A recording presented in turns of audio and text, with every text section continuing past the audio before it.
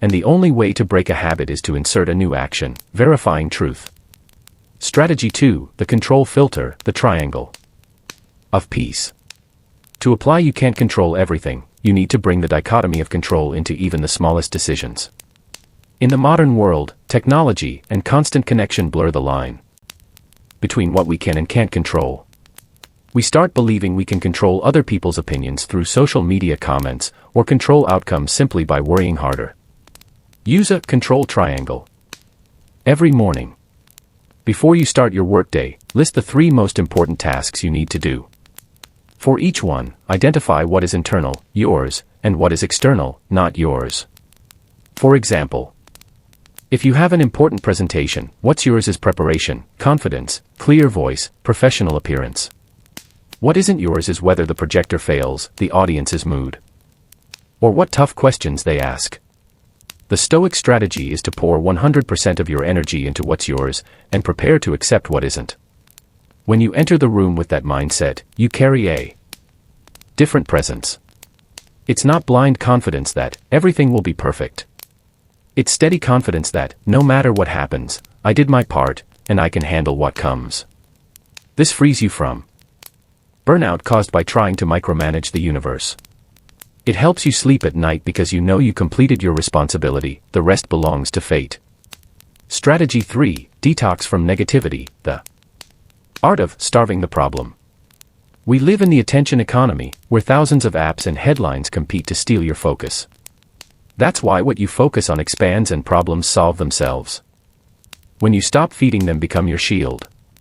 Practice an information diet. Have you noticed that when you consume too much news about recession, you start seeing risk everywhere and become overly cautious? That's because you're feeding fear. The practical move here is conscious input choice. Limit social media scrolling. Unfollow sources that only produce panic, envy, or rage. When you face a personal problem, like conflict with a coworker, try the 24-hour silence rule. Instead of reacting immediately, texting complaints, or obsessing over their motives, feeding the problem, withdraw your attention. Focus on your work. You'll be surprised, after 24 hours without your emotional stirring, the problem often cools on its own. The coworker may calm down, or you realize it wasn't as big as you thought.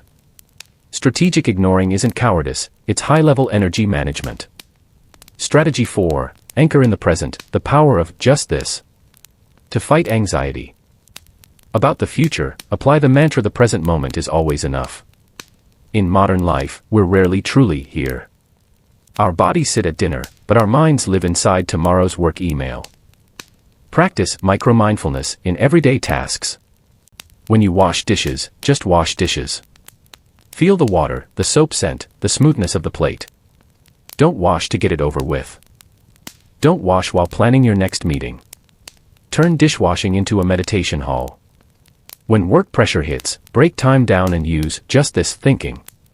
Don't stare at the 6-month project, it paralyzes you. Look at the next 30 minutes, I just need to finish this email.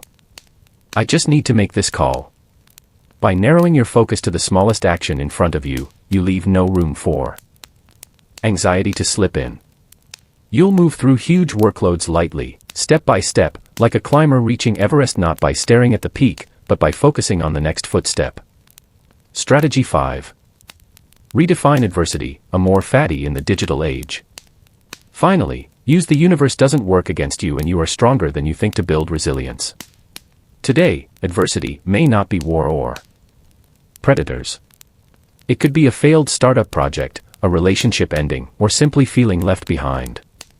Instead of playing victim and asking, "Why is this happening to me?" train the Stoic question. What is this teaching me, or what quality is this situation training in me? A difficult boss becomes a chance to train patience and diplomacy. Losing money becomes a lesson in financial management and detachment. Create a victory journal. Not only gratitude, write down what you overcame. Whenever you feel weak, open it. It's evidence, facts, that your resilience is stronger than you think. You're not a fragile leaf, you're a tree that has survived many storm seasons and still stands. Summary: start with small steps.